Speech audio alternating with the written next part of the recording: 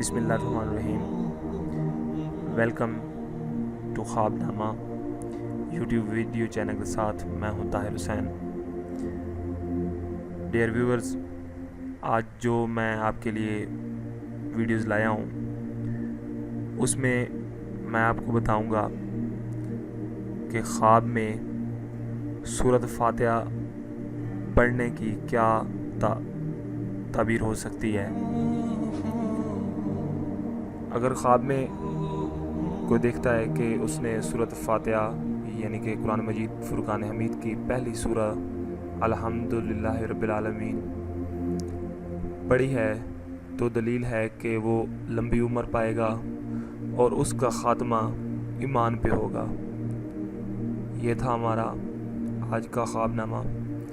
یقیناً ہماری ویڈیوز آپ کو پسند آئی ہوں گی.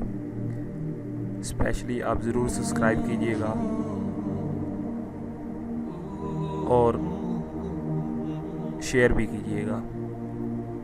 Thank you. اللہ حافظ.